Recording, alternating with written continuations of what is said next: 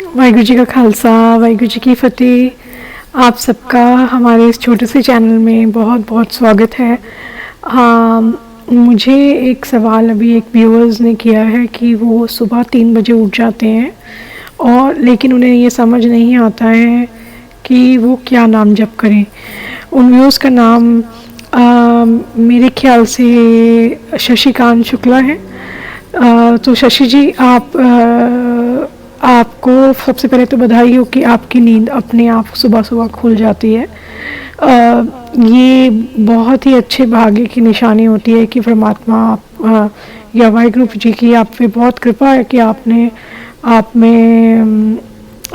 अपने आप प्रेरणा मिलती है सुबह उठने की। तो अगर आप सुबह उठ जाते हैं और आपको समझ नहीं आता है कि आप या फिर आपने कभी नाम नहीं लिया है अपने गुरु से, तो आप अभी इस समय कोई भी नाम जप कर सकते हैं जिसमें आपकी रुचि हो, जो आपके परिवार में शुरू से जपा जाता हो या आपने जपा हो कभी, या इवन अगर आपने नाम नहीं जपा है तो आप कुछ भी, जैसे आपका रूटीन रहा है बचपन से जो भी पाठ का, तो सुबह अगर वो भी आप कर लेंगे तो भी, चाहे वो 5 बाणियों का पाठ हो, चाहे वो आपके कोई धर्म का, जैसे देवी देवताओं का कोई पूजा पाठ हो या कुछ हो, तो वो भी अगर आप सुबह उठ के करेंगे तो वो भी आपको बहुत फल देगा। सिर्फ इतना ही हमें याद रखना है कि जब हम सुबह उठते हैं तो हमें अच्छी एनर्जी के साथ कनेक्ट करना है, और वो अच्छी एनर्जी किसी भी, सारे धर्मों में अच्छा ही सिखाते हैं।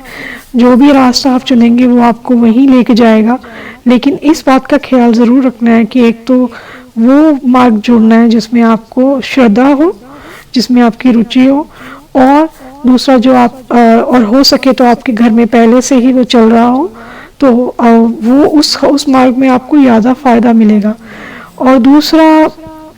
आपको ये भी ध्यान रखना है कि हमेशा ये नहीं कि आज एक जप लिया फिर कल कुछ और कर लिया फिर परसों, ऐसे नहीं।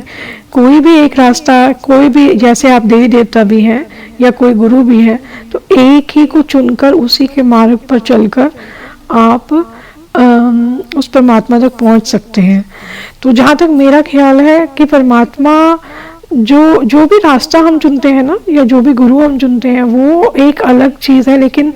जो हमारे अंदर की श्रद्धा है वो ही हमें परमात्मा तक एक्चुअली पहुंचाती है। तो आप ये इस चीज़ का चुनाव आपकी श्रद्धा को नापते हुए जरूर करना कि आपकी श्रद्धा जिस भी गुरु में या जिस भी देवी देवता में है, या जिस भी धर्म या जिस भी प्रार्थना में है, उस प्रार्थना को आप सुबह जब आप करेंगे उसकी रेसिटेशन करेंगे या चैंटिंग करेंगे, जैसे राम नाम है या वाहिगुरु मंत्र है, अगर उसकी चैंटिंग बार बार करेंगे तो उसी नाम से आपको आगे उन्नति मिलेगी अपने रास्ते में। क्योंकि होता क्या है कि जब हमारी श्रद्धा होती है तो ही हमारे अंदर जो बैठी एनर्जी है, हमारे अंदर 7 चक्र होते हैं बॉडी में, और एनर्जी भी बैठी होती है। तो लेकिन एनर्जी जब डोमेंट होती है वो बिल्कुल नीचे, हमारे सबसे नीचे वाले चक्र में होती है,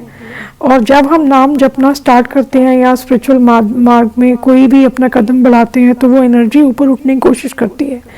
हमारे को अलग अलग एक्सपीरियंस दिलाते हुए हमें वो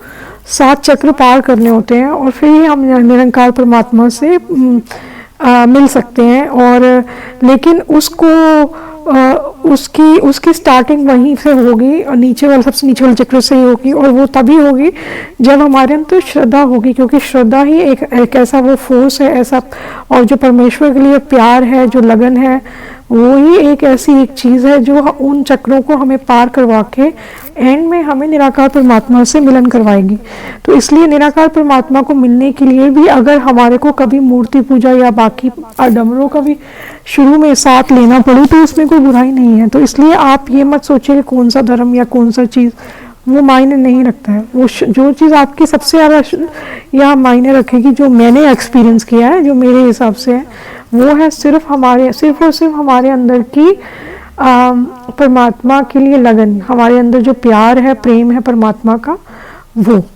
और श्रद्धा। तो इसलिए कोई भी आप बेझिझक होकर कोई भी ये मत सोचिए कि ये मार्ग ये है। जिस भी मार्ग में आपको रुचि है या श्रद्धा है, आप उसे चुनिए और उसे ही सुबह आप चैन करेंगे तो आपको आगे तो आपको आगे मार्क मिलेगा। तो होपफुली आज का वीडियो आपको यूज़फुल लगा होगा सबको। और अगर फिर भी अभी कोई डाउट है या कुछ और पूछना चाहते हैं तो यू मोस्ट वेलकम। आप प्लीज़ अपने कमेंट सेक्शन में डाल दीजिएगा ताकि मैं फिर से हाज़िर हो जाऊं उन पे चर्चा करने के लिए। पेशेंट सुनने के लिए बहुत बहुत धन्यवाद। Please like, subscribe and share the video and the channel, and thank you for your support. Waheguru ji का खालसा, वाहिगुरू जी की फतेह।